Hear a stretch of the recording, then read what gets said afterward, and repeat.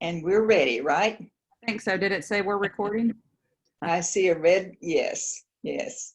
Okay. So the 1790 census, and it's a good time to be talking about it because that was the beginning, and now after all of this time, here we are with the 2020 census.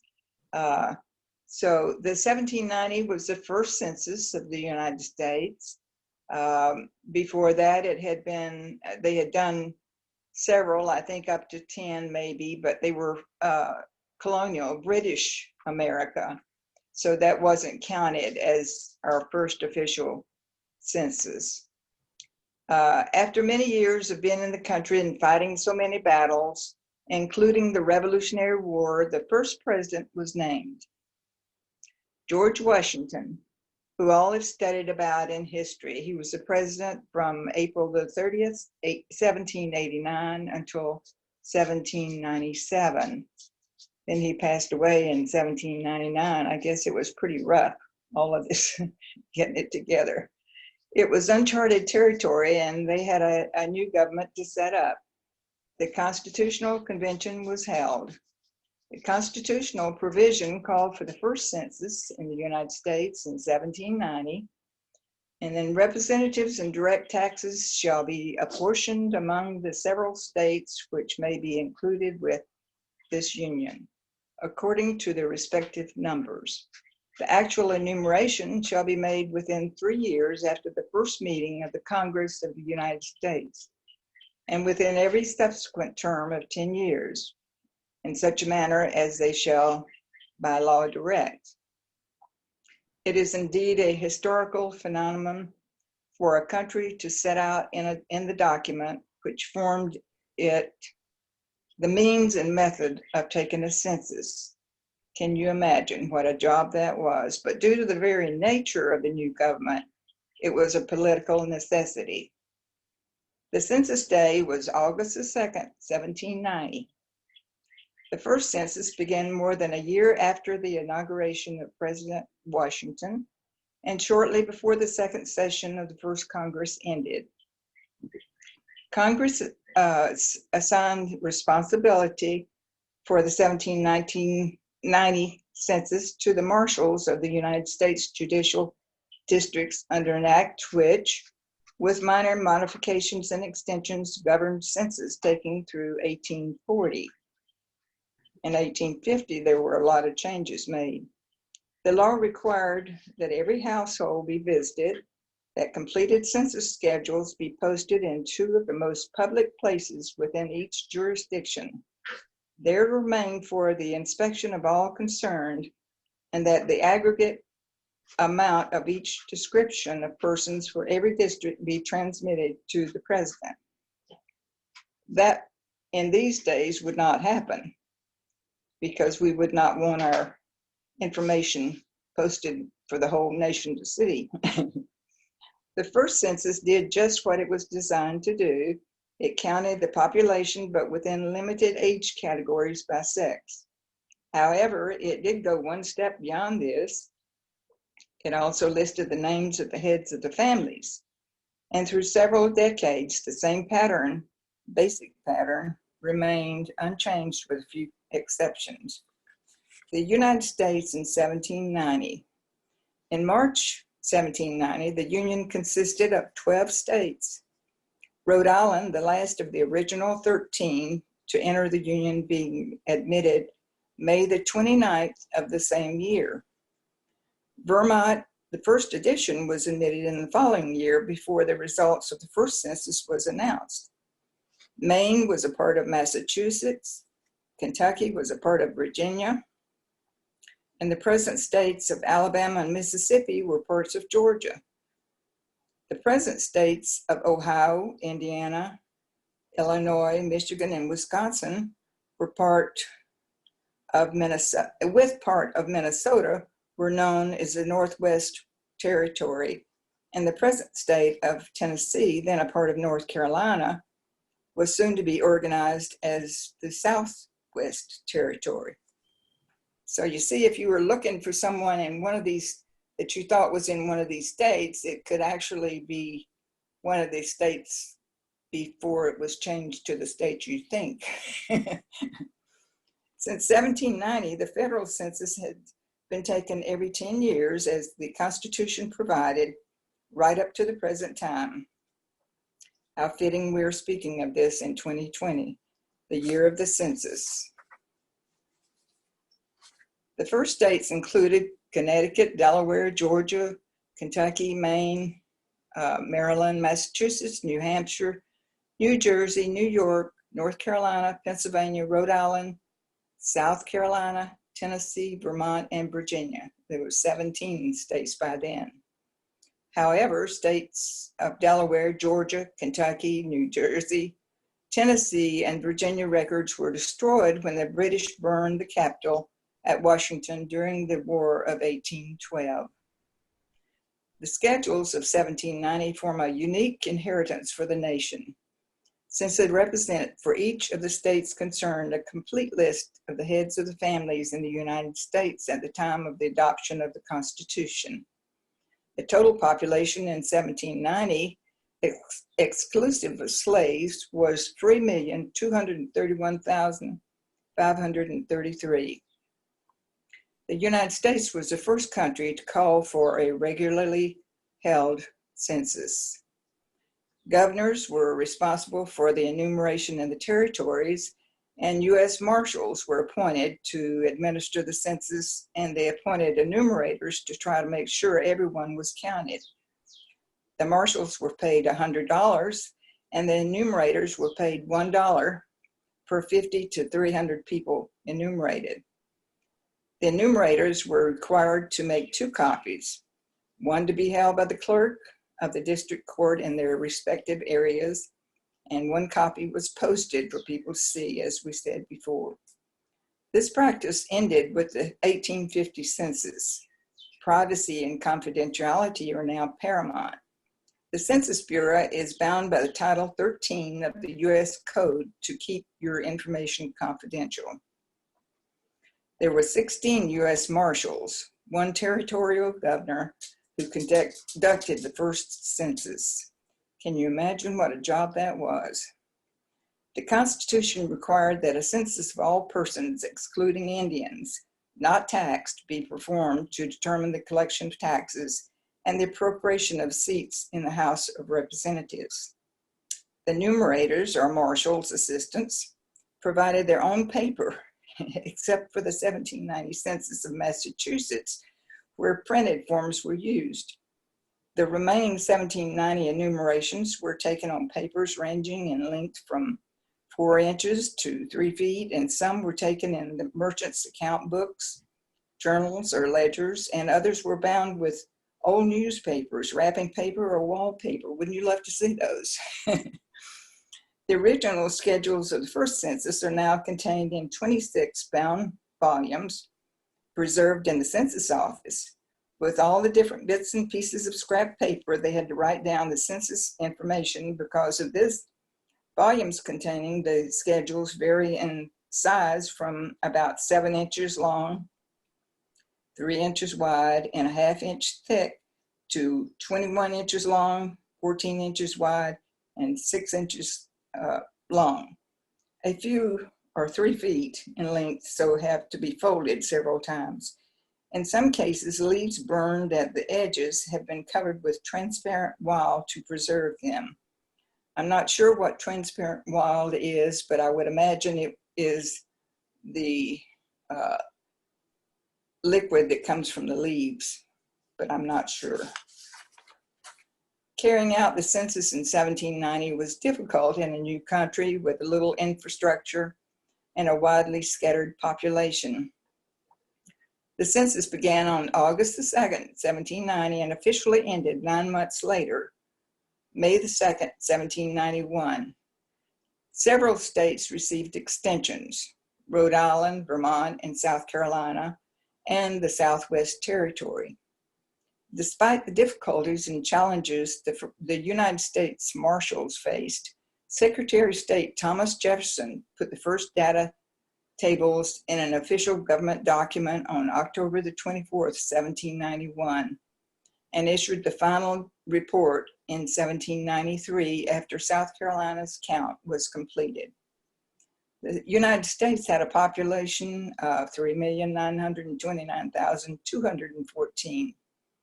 The first official population count was a testament to the determination, intelligence, and patriotism of the first U.S. Marshals and their deputies. And as you see with the first census on the that's posted there, you can see all the different states and how many people were counted, and it's amazing when you look at that. Some problems with the 1790 census was the inhabitants having no experience with census taking. Imagine that some scheme for increasing taxation were involved and were inclined to be cautious.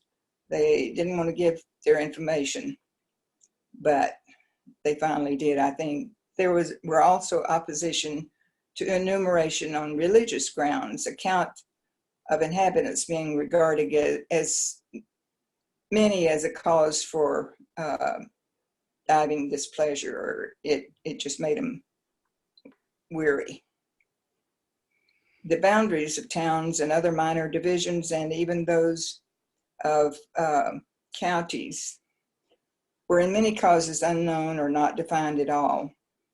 The hitherto semi-independent states and been under the control of the federal government for so short a time that the different sections had not yet welded into an harmonious nationality in which the federal authority should be unquestioned and the instructions promptly and fully obeyed.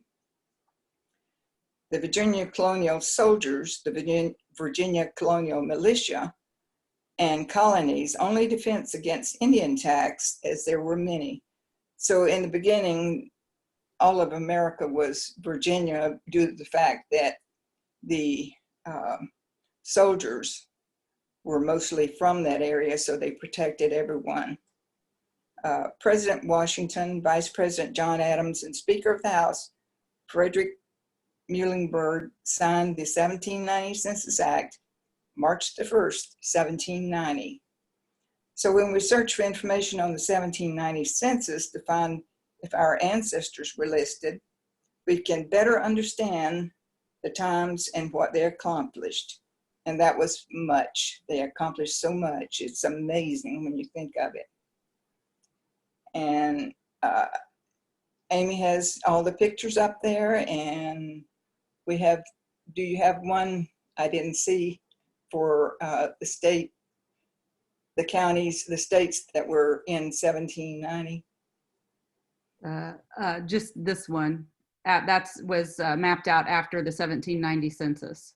Oh, okay, okay. I was thinking about the other one with the darker, the different colors. This one? That's good. Mm-hmm. Right there, yeah, yeah. So that is my information about the 1790 census, and it makes you think back to the times, and it makes you know that how could they have possibly found everybody, because it was such a wilderness for so long. There were so many wars before the 1790 census and before it became America. So your person could have been here, but you have to keep searching. Indeed. Thank you, Mickey. And some of the stuff that I'm going to talk about, some census facts and things to look for. Some of that is going to overlap what Mickey said, but just bear with us. The United States, like Mickey said, was the first country in the world to make a census a mandatory part of its Constitution. Article 1, Section 2 of the U.S. Constitution mandates that a census must be done every 10 years, and the representatives of Congress and direct taxes, quote, shall be appropriated among the several states which may be included within this union according to their respective numbers.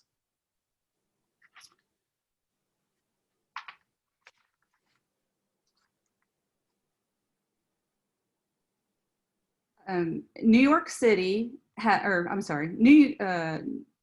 New York has always been the largest U.S. city. In 1790, census documented 33,131 people in the Big Apple, which put it just ahead of Philadelphia as the most populous U.S. city. It has retained the top spot in all 22 censuses since, growing from a population of about 60,000 in 1800 to 3.4 million in 1900, 2 years after the 5 boroughs merged to form its present-day boundaries. As of the last census, according to this article in 2010, New York City had nearly 8.2 million people, more than Los Angeles, Chicago, and Philadelphia, the second, third, and fifth most populous cities combined.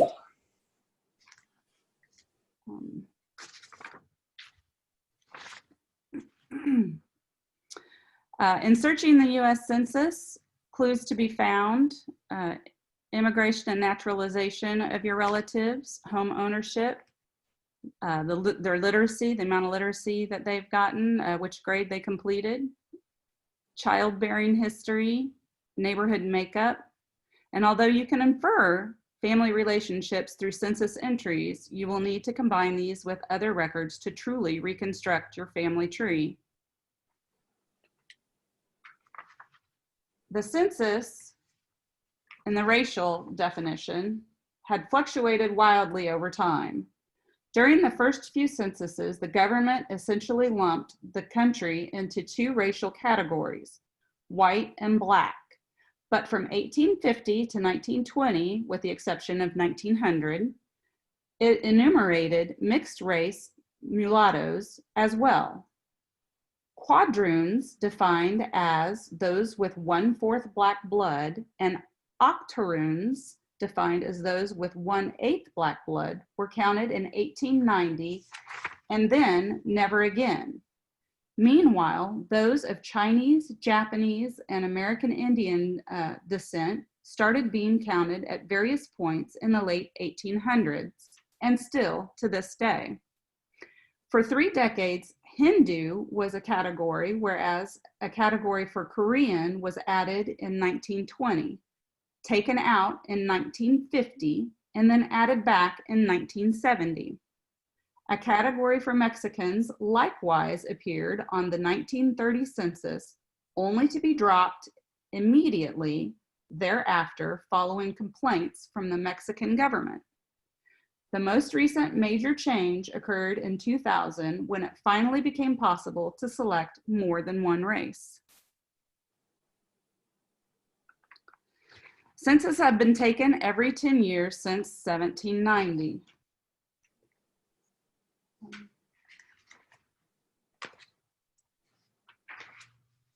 Sorry. In the early census, the Indians were listed as IN.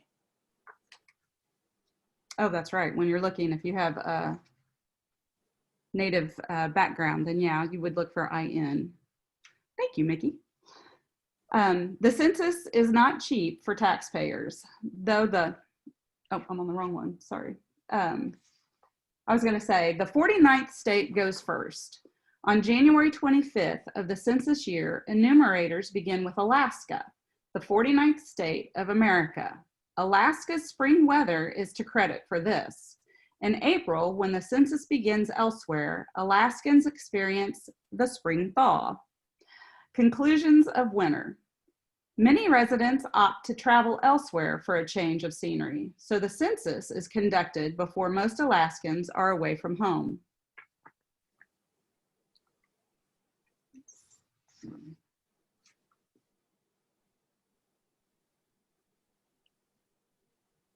In searching the census for your ancestors, you want to make sure you search for every relative in every census. Each year's entry for that person may reveal something unique. Details from each entry make you more confident in recognizing them in the next one. A couple that may first appear in the 1910 census may have a newborn. This same couple may have a grandparent listed in the home in 1920. thus making it easier to find husband or wife in 1900 census. Always look at the page before or the page after to locate all of your family members. And you can tell them why, Mickey. You always want to look at the before.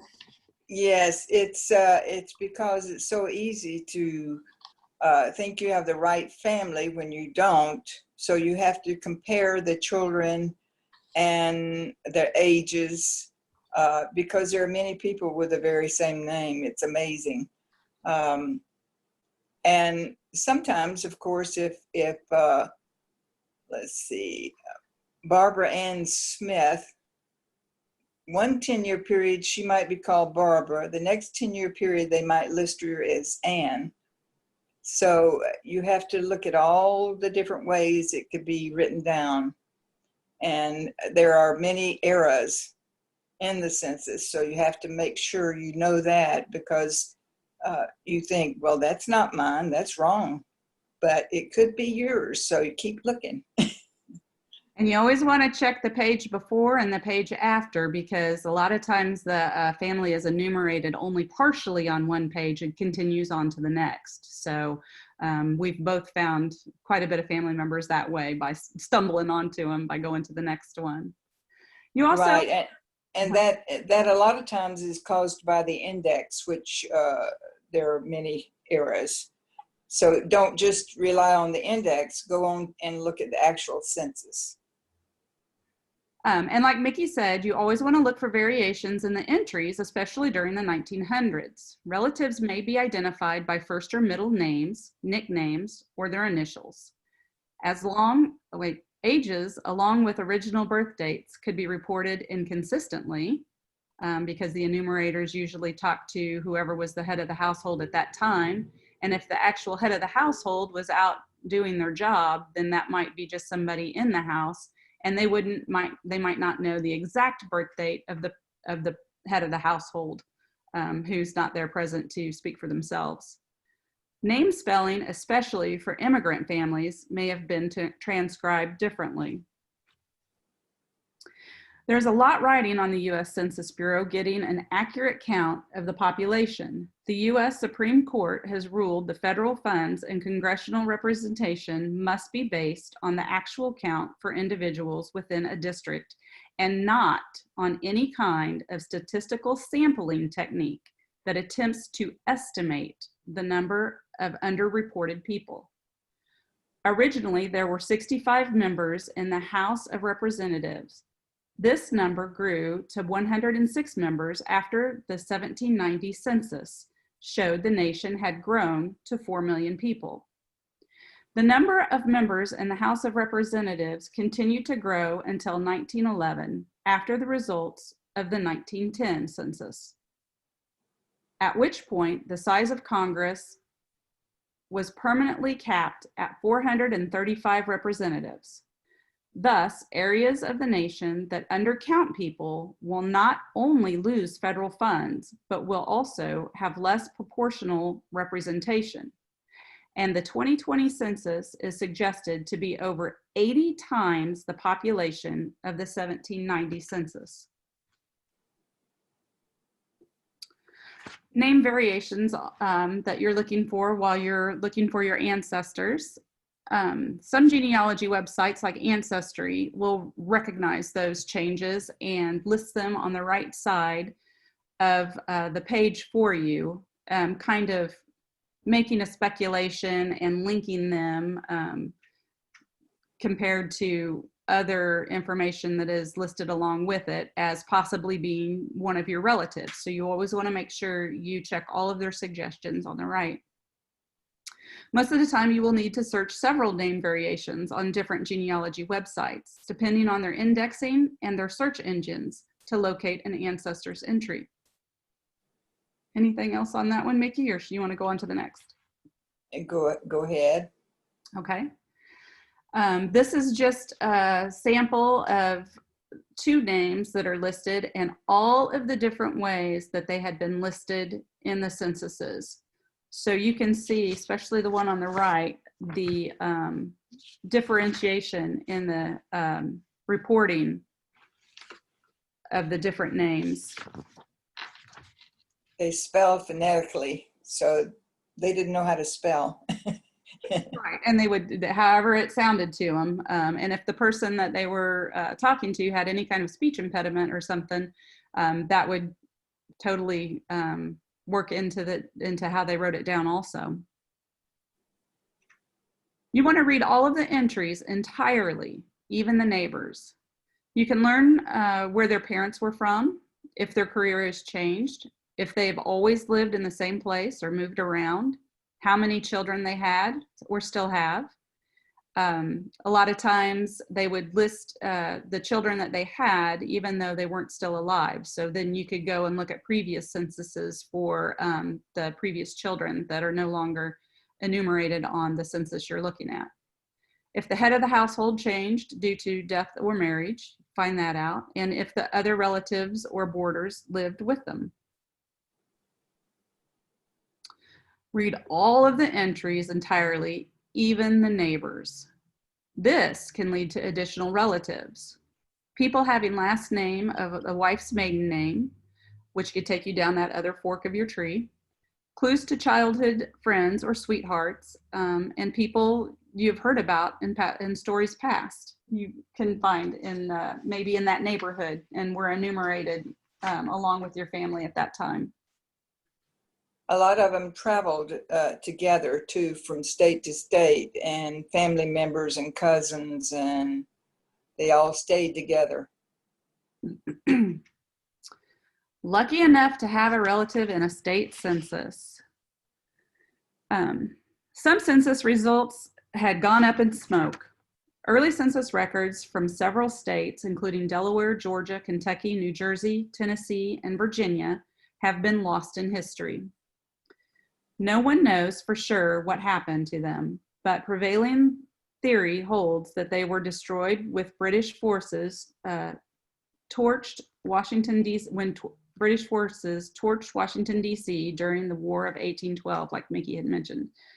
More than 99% of the 1890 census records are also gone, the result of a 1921 fire at the Commerce Department. The census was an early user of both proto-computers and real computers.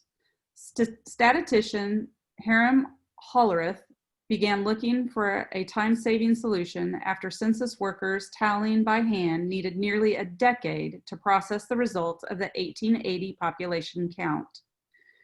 By 1887, he had invented an electric tabulating machine that could read data from the holes on paper punch cards. It proved to be a great success, reducing census tabulation time by 2/3, and was soon being sold to government agencies, utilities, manufacturers, and railroads around the world. Hollerith's business would later become part of IBM. For decades, updated versions of his machine retained an important place in the Census Bureau. It was finally rendered obsolete in 1951. When the Census Bureau gained possession of the UNIVAC, or UNIVAC-1, the first non-military computer ever produced in the United States. A far cry from today's laptops and smartphones, the UNIVAC-1 was the size of a room and weighed about 16,000 pounds. So in the previous part of my talk, as far as the different natural and caused damages to the censuses, if you were lucky enough to have your relatives be in one of the states that are shown on this slide, then you will be able to possibly catch them in those intervening years.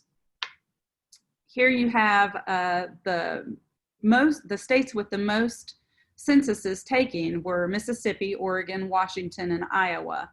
And then as it goes down on the slide, you'll see that other states had less and less censuses taken, but is still better than nothing at all. Some more interesting census facts. In 1950, Americans abroad counted for the first time.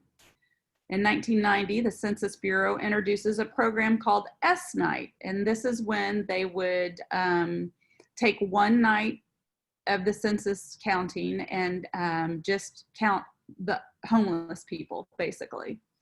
And in LA County is considered the hardest to count in the United States. And in the 1790 census, it employed 650 marshals to go out and conduct the census. And now in 2010 is employed 635,000 to conduct the census. Quite a difference. Quite a difference. Now you can try it for yourself. Listed below are some different websites that you can access and get more information on how to use the census. And then again, there is always Mickey and I here to help you. And I did put our contacts in the chat session over here. If you noticed, I do have Mickey's email address. I have my email address, and then you can also just generically write to genealogy@faylib.org if you have any questions. And that is basically our program for today. Is there any questions or anybody want to add anything? I'll go ahead and stop recording in case anybody's recording. I was just going to add one thing, Amy, that the 1850 census was the first census that listed the wife and the children's names. And they've done that since then, of course, but before that, it was just the head of the house. So that's very helpful when you're starting to research. Indeed.